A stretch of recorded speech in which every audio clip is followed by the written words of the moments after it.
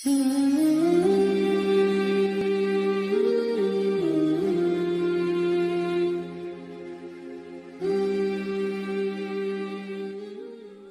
اللہ الرحمن الرحیم۔ عن عبد اللہ بن عمرو بن العاص رضی اللہ عنہما انہ قال قال لی رسول اللہ صلی اللہ علیہ وسلم یا عبد اللہ لا تکن مثل فلان کان یقوم اللیل فترک قیام اللیل، رواہ البخاری والمسلم۔ ناظرین کرام، آج آپ حضرات کے سامنے ایک ایسے موضوع پر بات کرنی ہے جس میں ہمارا پورا معاشرہ اس میں ملوث ہے،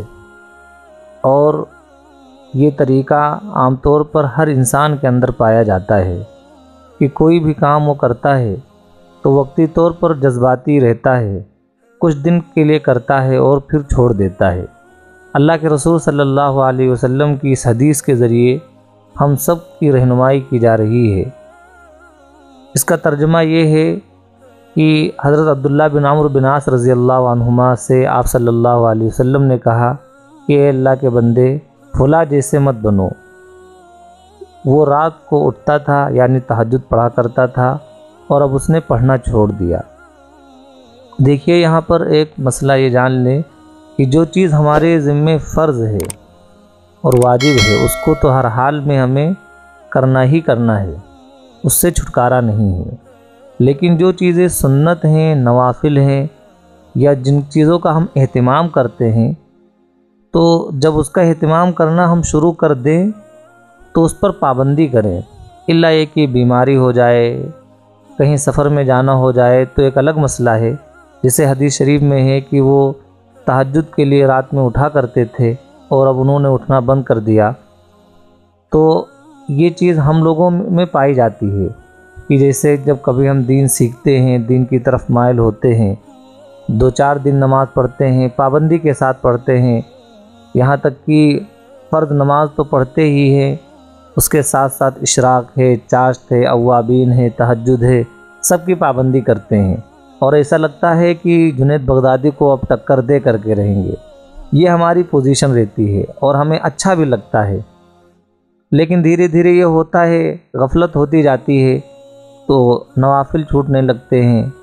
اور پھر نوبت یہاں تک آتی ہے کہ فرض کا بھی اہتمام نہیں ہو پاتا ہے۔ تو جو چیزیں فرض ہیں اس کو تو ہمیں ہر حال میں کرنا ہے، لیکن جیسے تہجد کی نماز ہے، اگر آپ نے اٹھنا شروع کر دیا ہے تو اب آپ اللہ کے لیے پڑھتے رہیں۔ اگر کوئی فضیلت بتاتا ہے، وقتی طور پر ہم جذباتی ہوتے ہیں، پڑھنا شروع کر دیتے ہیں کہ ہم کاروباری ہیں، اگر ہم نماز پڑھیں گے تو کاروبار میں برکت ہوگی۔ پھر ہم یہ سوال کرتے ہیں، اپنے آپ سے بھی کہتے ہیں کہ ہر مہینے ہمیں 10,000 کا فائدہ ہوتا تھا اور اس مرتبہ 15,000 کا کیوں فائدہ نہیں ہوا؟ تو ہم اس لیے ذکر چھوڑ دیتے ہیں۔ اللہ کو یاد کرنا، اللہ کا استحضار ہمارے ذہنوں سے نکل جاتا ہے، اور پھر نماز کا بھی اہتمام ختم ہو جاتا ہے۔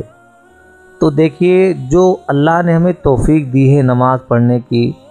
اسی طریقے سے کوئی بھی خیر کے کام کرنے کی، زبان پر اچھے اچھے کلمات آ رہے ہیں، یہ بھی اللہ کی بڑی توفیق ہے۔ ہم تو ہر چیز کو اس طریقے سے جوڑ کے کرنا چاہتے ہیں کہ اگر ہم تہجد کی نماز پڑھتے ہیں تو تیسرے دن جبرائیل امین آئیں اور ہم سے پوچھیں کہ تمہیں کیا چاہیے۔ یہ ہمارا نظریہ ہے، جبکہ ہمیں، اگر ہم تہجد کی نماز اللہ کے لیے پڑھتے ہیں تو اللہ نے یہ توفیق دی ہے، یہ ہمارے لیے بڑی سعادت کی بات ہے۔ دنیا ہی میں سب کچھ نہیں مل جاتا ہے، اللہ تعالیٰ کچھ آخرت کے لیے بھی رکھتا ہے۔ اور جو ہم یہ سانس لیتے ہیں، اگر ہم یہ سوچیں کہ اگر وینٹیلیٹر پر لٹا دیے جائیں اور سانس کے لیے جو ہماری فیس ہوگی ہم اس کو ادا نہیں کر پائیں گے، چند مہینے کی ادا نہیں کر سکتے، اور اللہ تعالیٰ جب سے ہم پیدا ہوئے ہیں تب سے ہمیں فری میں سانس، آکسیجن، نائٹروجن جو بھی ہے اللہ تعالیٰ ہمیں دے رہا ہے، ہم اس کا استعمال کرتے ہیں۔ تو اللہ کا ہم جتنا شکریہ ادا کریں کم ہے، اور جو بھی کام کریں ہم پابندی کے ساتھ کریں۔ اگر ہم کسی کی مدد کرتے ہیں تو اس میں کہا جاتا ہے کہ اگر تمہارے اندر اتنی سکت ہے کہ مدد کر سکتے ہو تو اس میں آپ اس کے بارے میں پوچھیں کہ کیا حال ہے، کیا پریشانی ہے، کیا ہے، کیا نہیں ہے، پھر اس اعتبار سے آپ مدد کیجئے۔ لیکن اگر آپ زخم پر مرہم نہیں رکھ سکتے تو آپ اس کے بارے میں بہت زیادہ خود بین نہ کیجیے کہ وہ بتا بھی دے اور آپ اس کی مدد بھی نہ کر سکیں، اور جب سے آپ کرنا شروع کر دیں تو کچھ نہ کچھ کرتے ہی رہیں، یہ نہ ہو کہ وقتی طور پر جذباتی ہوں اور پھر ہمیشہ کے لیے بھول جائیں۔ تو اللہ کے رسول صلی اللہ علیہ وسلم کی جو یہ حدیث ہے، یہ ہر خیر کے کام میں ہم اس کو فٹ کریں کہ جو بھی ہم کام کریں پابندی کے ساتھ کریں، اعتدال کے ساتھ کریں، جذباتی ہو کر کے نہ کریں، جوش میں ہوش نہ کھوئیں، پھر ایسا نہ ہو کہ جذباتی تھے اور جب ٹھنڈے پڑے تو سب بھول گئے۔